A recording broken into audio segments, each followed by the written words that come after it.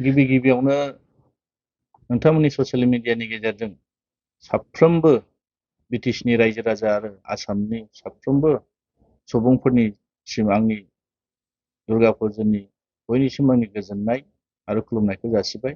आसा खालायदों देग्लायनि बे दुर्गा फुजानि गेजेरजों जोंनि ओनसोलाव सान्थि, गोजोन आरो खौसेथि फैगोन।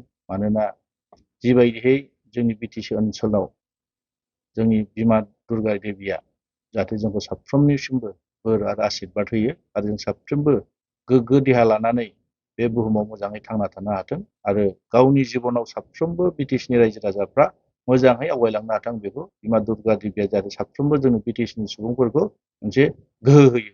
बेनो आं नोंथांमोननि ससियेल मिडियानि गेजेरजों खावलायनाय आरो आसा खालायदों फैबाय थानाय दिनफ्राव जाहाथे जायफोर जि थांखि लानानै जिबनाव आवगायलांनो थाखाय जि थांखि लानानै आवगायलांदों जाहाथे साफ्रोमबो जिबनाव साक्सेस जाथों।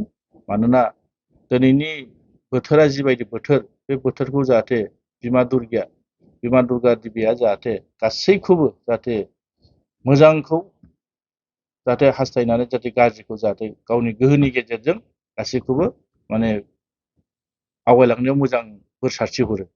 दा बे समाव नुनो मोनदों जायखिजाया फोरबो फैया मानो बे फोरबोफोराव लाइमोन सेंग्राफोरा ओरैबायदि गाज्रि मुवाजों मुखुब जाना थानायखौ नुनो मोनो। बे बेलायाव सारनिफ्राय मा साजेसन? मोनसे दुखुनांथावना जानानै थाबाय। नंगौ, बे जोंनि बिटिसि हालामाव बा जोंनि ओनसोलफ्राव जिबायदि जोंनि लाइमोनफ्रा गोसोखौ हगारसारनानै जिबायदि जाला लोंनायाव बेस्थ' जानानै दं। मानोना जोंनि सुबुं समाजनि गेजेराव जोंनि माखासे समाज बेबस्थाया नुदों जे जों हगारसारनाय बायदि नुदों गावनि गथ' गथायखौ, जायनि जाहोनाव जाला लोंला ड्राग्सजों मुखुब जानानै दं। मानोना जों जि थांखि लानानै समाज दानो नागिरदों बेबायदि हगारसारबा जानाय नङा। ओंखायनो जों साफ्रोमबो गार्जेना कनसियास जानांगोन। जाखांफुनाय लाइमोनफोरखौ, जाखांफुनाय गावनि गथ' गथायफोरखौ जों मोजां गियान होनांगोन। अकल जोंनि गार्जेनाल' नोजोर होबा जानाय नङा, जोंनि समाज बेबस्थाया थिग जानांगोन। जों साफ्रोमबो जुदि नोजोर होआबा, गाज्रिखौ जों बुङाब्ला, नुनानै जुदि थायोब्ला बे जोंनि थाखाय मोजां जानाय नङा। ओंखायनो आं आसा खालायदों जाहाथे नै देग्लाय दुर्गा फुजानि गेजेरजों जाहाथे मानसिफ्रा जाला लोंला खालायालासिनो मोजाङै बिमा दुर्गा देबिखौ जाहाथे फुजा होयो, मोजाङै सिबियो। मानोना जों मोनफ्रोमबो फोरबोफोरखौ जों मोजाङै बजबनानै जोंनि समाजनि नियम निति नेमखान्थिनि गेजेरजों जों जायनि बेलायाव जों मोजाङै फालिनो रोङैनि थाखायनो जोंनि माखासे आसार खान्थि, नियम खान्थि सुबुंनि गेजेराव गैया जालांदों। ओंखायनो जोंनि ससियेल एक्टिभिटिसखौ जोंनो बिराद इम्परटेन्ट जाना दं।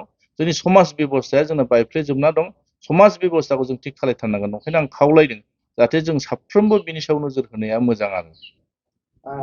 बे समावहाय लोकसभा सेक्रेटारि जागासिनो दं। बेवहाय पार्टिनिफ्राय क'क्राझार आरो ओमफ्राय उदालगुरि आरो दं बेवहाय बिजेपिनिफ्राय बिजेपि होनाया हेफाजाब होनाया जोंनि मानगोनां बिपिएफ दलनि जा मुरब्बी बिटिसिनि प्राक्तन चिफ मानगोनां हाग्रामा महिलारिनि जिथु नेतृत्वआव जोंनि बिपिएफ मोनसे हानजाया मोननै क'क्राझार आरो दरं आरो उदालगुरि बे मोननै लकसभाखौ अलरेडि जों पार्टिया टिकेट होगोन बा जों गेलेगोन होननानै बेखौ जोंनिफ्राय डिक्लेयार खालामनानै होबाय। दा बेहाय जों साफ्रोमबो जोंनि बिपिएफनि माने दैदेनगिरिफोरखौ लानानै जोंनि साफ्रोमबो मावथिफ्रा जों बिनि सायावसो खामानि मावगासिनो दं। मानोना जोङो एबार आसा खालायदों जे मोननै लकसभा समस्तियाव जों देरहागोन। मानोना साफ्रोमबो भटार्स, साफ्रोमबो रायजो राजाफ्रा दानि बर्तमान सरकारनि सायाव आसा आरो मिजिं गैला। मानोना बिथांमोना जि प्रतिश्रुति होदोंमोन, जिबायदि खोथा होदोंमोन, गोदान सुक्ति जानानै जिबायदि रायजो राजानि मोजां खामानि मावगोन होननानै बिथांमोना खोथा होदोंमोन, दिनै 3 बोसोर बारलांबाय। दा 3 बोसोर जासेयावबो दिनै बिथांमोननि जिथु मावनाय बा बिथांमोना सरकारखौ जे मोजां सालायदों बे बुस्थुआ जोंनि सुबुं समाजनि गेजेराव, रायजो राजानि गेजेराव बिथांमोना खामानि मावनानै बेरखांनो हायाखै। जायनि बेलायाव दिनै रायजो राजाफ्रा माने साफ्रोमबो भटार्सफ्रा सोरबा बिजेपियानो जा, सोरबा इउपिपिएलआनो जा, बिथांमोना रुलिंआव थानानैब्लाबो दिनै गावनि सोरबा माने बिसिडिसिनि चेयारमेनानो बुं, सोरबा टिएलसिसिनि माने बिबानगिरिफ्रानो बुं, बिथांमोना दिनै सरकार थासेयावबो नागार अपोजिसनाव मानो फैदों? बेनोथ' मोनसे फोरमान ना। जुदि बिथांमोना मोजां सरकार सालायदोंब्ला सरकारनि फारसेसो माने मानसिफ्रा बारसोमहैयो। माबा मोनसे मोनगोन माबा मोनसे मावगोन आरो बिथांमोनजों थानानै खामानि मावनायनि मिजिं लानानै दिनै सरकारनि लाइनजों थाङो खिन्थु जों नुदों दिनै सरकार थासेयावबो मानो दिनै जायफोर माने जि राजनितियाव दंमोन राजनिति दलाव दंमोन सोरबा बिजेपिनि सोरबा सोरबा सेक्रेटारियानो बुं सोरबा प्रेसिडेन्टआनो बुं डिस्ट्रिक्ट लेभेलनि मानसिफ्राबो दिनै जोंनाव फैबाय थादों बेनो मोनफा मोनफा फोरमान आरो इउपिपिएलनि माखासे माने सेन्ट्रेल कमिटिनि माखासे बिबानगिरिफ्रा दिनै जोंनाव फैदों नंखायनो जों मोनफ्रोमबो जायगायाव थांनानै रायजो राजाफोरजों रायलायोब्ला मोनसेल' खोथाखौ बिथांमोना बुंबाय थादों बिटिसिनि जिथु गोहो दंमोन बिटिसिनि जि मावनो हानाय गोहो दंमोन दिनै प्रमद बर'नि दैदेननायाव जिबायदि जानानै थांबाय थादों बिटिसिनि बेबस्थाया खोब गाज्रि अबस्थायाव दं दा नंखायनो जोङो साफ्रोमबो बिटिसिनि सुबुंफोरखौ साफ्रोमबो बिटिसिनि रायजो राजाखौ जों बेखौनो खावलायगोन जे बिटिसिखौ जोङो जेरैबायदि माने आवगायना थांनांगौमोन जों मोनसे डेभलपमेन्टनि खोथायाथ' दंबावो बेखौ दोनथ'बावदोसो डेभलपमेन्टआथ' जाखागोनानो खिन्थु जिथु गोहो जों मोननो थाखाय जिथु आन्दलन खालायदोंमोन जि बुस्थुखौ जों सोरजिनो थांदोंमोन मोननायनिख्रुइ जोंहा दिनै गोमानायासो थांफिनगासिनो दं गोहोआ दिनै माने जोंहा माइनाससो जालांबाय थादों दा बेफोरखौनो रायजो राजाफ्रा दिनै मोनफानि उनाव मोनफा जायफोर दिनै साख्रि मावदों साफ्रोमबो साख्रि आलानिफ्राय लानानै जायफोर कन्ट्रेक्टर जायफोर ठिकादारफोर जायफोर बेफारि गासिबो बुजिजोबनो हाबाय आरो जायनि बेलायाव बिथांमोननि सायाव आसा गैयिनि थाखाय दिनै बिपिएफनि प्रति मोनसे बिसास आरो फोथायनाय लानानै दिनै बिपिएफखौ साफ्रोमबो माने बोजबनानै लादों आरो बेरेखा हान्जानि हिसाबै नोंथाङा जाहाथे बिटिसिनि मानसि बेरेखा हान्जा हिसाबै नोंथांनि मोनदांथि बे बिटिसि सरकारा जितु प्रमद बर' सरकार बे सरकारा सरकार सालायनायाव फैलार जादों बेथ' फोरमान फैलार 100% बिथांमोना टाइमाव जिथु जोंनो बोसोरिया जिथु बाजेट बे बाजेटखौ बिथाङा सम थासेयाव बाहायनो रोङा फैसाखौनो बाहायनो हायाखै दासिमबो देग्लायनि बे 23 आरो 24 बे बाजेट जिथु फैदों जोंनियाव 800 कोटि थाखा फैदों देग्लायनि फैसाखौ बिथाङा फार्स्ट किस्तिया फैखांबाय अलरेडि बिथांमोना दासो माने माखासे डेभलपमेन्टनि एडमिनिस्ट्रेटिभ एप्रुभेल दासो बिथांमोना खालामबाय थादों आरो सेकेन्ड किस्तिया माला फैगोन बेनो मोनसे फोरमान ना मानोना दिनै नुदों बिथांमोना गावनि गोहोखौ सोरबा सासेनो गथायनानै गावसोर मिथिं खुंनायावसो मुखुब जाना दंबाय थायो रायजो राजानि अभाब अभिजोगखौ बिथांमोना नायनो सम गैया बिथांमोना मोनसे खोथाखौ बुंबाय थायो जे जोङो मोजां सालायदों मोजां मावदों जोङो बुंगोन नोंथांमोननि मोजां सालायदों मोजां मावदों खुगाजोंल' नङा मावनानै देखाय जों नोंथांमोननि सरकार सालायनायखौ जोङो नोंथांमोना जे सरकार खुंदों जों नोंथांमोनखौ हिंसा खालायाखै नोंथांमोना जे गोरोन्थि खालायदों जों बेखौसो बुंदों जोंनि सुबुं माहारि जोंनि बिटिसिनि रायजो राजाफ्रा जों मा लुगैदों जोंनाव जितु बिटिसिनि जितु सेल्फ अट'नमि दंमोन सेल्फ खुंथाय जितु बेबस्था दंमोन बे गोहोआ दिनै नोंनि आखायाव दंना गैला नों सोरनावबा सारेन्डार जानानै बे बिटिसिनि गोहोखौ फानबाय नामा नों सालायदों नामा बिसोर बाथ्राया बिसोर जानानै फैदोंना नङाब्ला दिनै बिटिसिया जि धरनाव दंमोन सिगांनि मान मर्यादा बिटिसिया दंमोन दिनै गैला नोंथाङा बुंनो नागिरो डिसिनो बेखौ मनिटरिं खालायनो होदों होननानै बुंबाय थादों प्रेक्टिकेलाव मा जानो थांगासिनो दङ आं बुंनाय खोथा नङा बियो साफ्रोमबो सुबुं माहारिया जायफोर माने डेभलपमेन्ट लाइनजों जे जड़ित जानानै दङ जायफोर साख्रि मावनाय साख्रिआवलाफ्रा बुंदों जे नोंथाङा डिसिखौ कन्ट्रल खालामनो हायाखै जि बेबस्थानि गेजेरजों खामानि मावनांगौमोन बिदि जायाखै डेभलपमेन्टआ जेरैबायदि जानांगौमोन बिदि जायाखै नोंथाङा 16टा डिपार्टमेन्टखौल' मानो होदों डिसिनो जुदि नोङो डिसिखौ जुदि नोंनि कन्ट्रलाव लाबोनो हाबायब्ला डिसिखौ नों बाहायनो हाबायबा जोंनाव जिथु बिटिसिआव 39टा डिपार्टमेन्ट दङ बे 39टा डिपार्टमेन्टखौ नों मानो डिसिखौ मनिटरिं खालामनो थाखाय नों होजोबाखै नोंनि गोहोआ बबाव थांखो नों सासे चिफ बिटिसिनि चिफ नोङो बिटिसिनि चिफ मानेब्ला नोङो गासै गोहोआ नोंनि आखायाव थानांगौमोन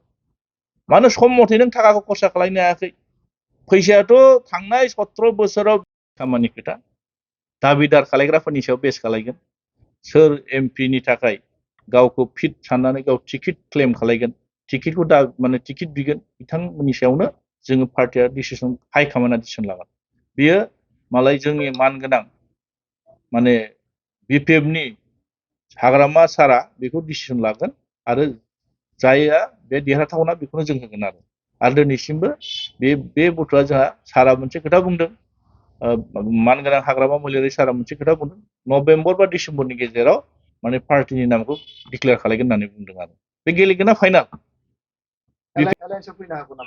रावजोंबो एलायन्सनि खोथा फैया जों बिपिएफआ हारसिं गेलेगोन बेखौ बिपिएफआ सिद्धान्त लाखाबाय जों सोरबा माने इन्डियाजोंबो थाया सोरबा एनडिएजोंबो थाया माने जों बिपिएफआ हारसिङैनो गेलेगोन मानोना जों फिसा मोनसे एरियाखौ लानानै राजनिति खालायदों आरो जथेस्थ' रायजो राजाफ्रा जोंनि सायाव बिसास दं ओंखायनो आसा खालायदों जों बिपिएफआ 100% देरहागोन आरो बाजेट बे बाजेटनिख्रुइ नोंथाङा बारा मोनगासिनो दंना नोंथांनि आखायाव बाजेटआ बारा जाना दंना दा नंखायनो बै बाजेटखौ बेस खालायनानै नोंथाङा खरसा खालायनो हायाखै बेनो मोनसे फोरमान दिनै नोंथाङा नुदों फैसाखौ दिनै नोंथाङा खरसा खालायनो जायगा मोनाखै आइसपिएल कक' माखासे नलेज फेस्टिभेल नोंथाङा जिथु इडुकेसननि फैसाखौ दिनै कौटि कौटि थाखा आइसपिएलआव दिनै नोंथाङा 30 crore बारा दिनै गारदों दा बे फैसाखौ जोंनि बे बिटिसिनि ओनसोलफ्रा माने सोलोंथायाव नोंथांमोना खरसा खालायनांगौमोन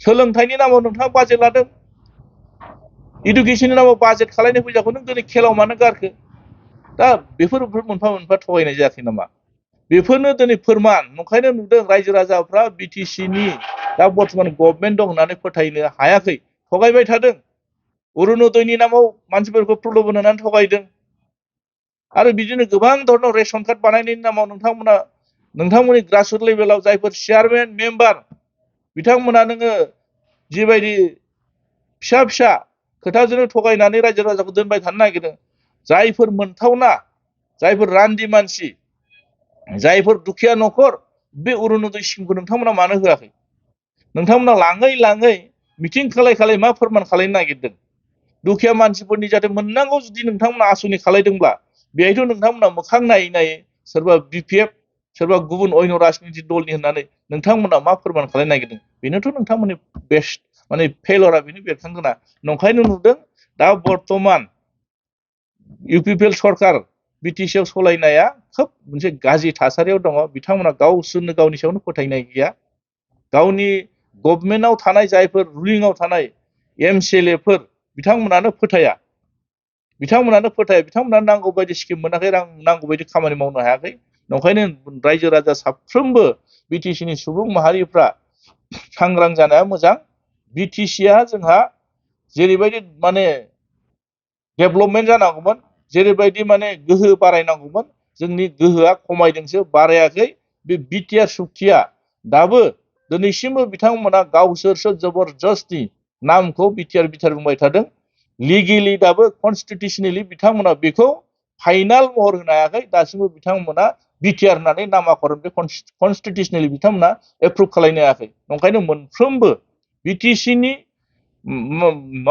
जिथु बिटिसिनि लाइजामफ्रा फैयो बिटिसि जानानै फैयो बिटिएडि जानानै फैयो दा नंखायनो भारतनि संबिजिरनि सिङाव बिटिसिनि जिथु गोहो बे बिटिसिनि सिगांनि जेरै दं बिदिनो दं बिथांमोना सालायनो रोङाखै जायनि थाखाय बिटिसिनि गोहोआ दिनै बिथांमोना खमायनानै लादों आरो दा नंखायनो साफ्रोमबो बिटिसिनि रायजो राजाफ्रा सांग्रां जानाया मोजां बेबायदि पावारखौ लानानै सालायनो रोङै नेताखौ जों जुदि नेता खालायोब्ला उनाव जोङो भबिष्यत बिटिसिनि साफ्रोमबो सुबुं माहारिया जाहाथे फस्थायनो गोनां जागोन नंखायनो बेबायदि मानसिनो जाहाथे रायजो राजाफ्रा पावारखौ गथाया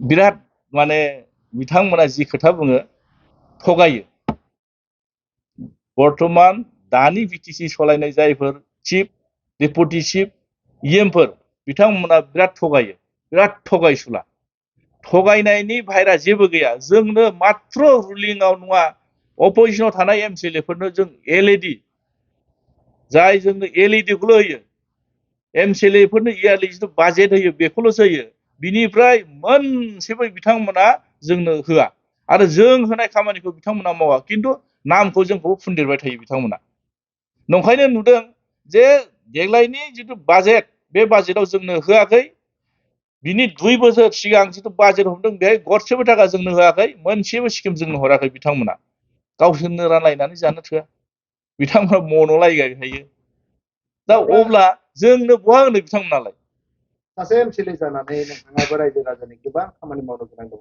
रायजो राजाखौ माबायदि सन्तुष्ट खालामनो हागोन नङा जोङो जाहैदों मा दिनै अपोजिशन हिसाबै रायजो राजानि गेजेराव दानि सरकारा जे जोंनो जे स्किम होआखै बे खोथाखौ जों रायजो राजानि गेजेराव फोरमायदों रायजो राजानि जिथु अभाब अभियोग जों बुंदों जे अबेबा मोनसे गामियाव मा नांगौ जानानै फैदों अबेबा दालां नांगौ लामा बानायनांगौ गोबां धरननि माने कमिउनिटि हल थायो रायजोफ्रा अभाब अभियोग जोंनिसिम माने जोंनो अभाब अभियोगखौ जोंनो फोरमायो।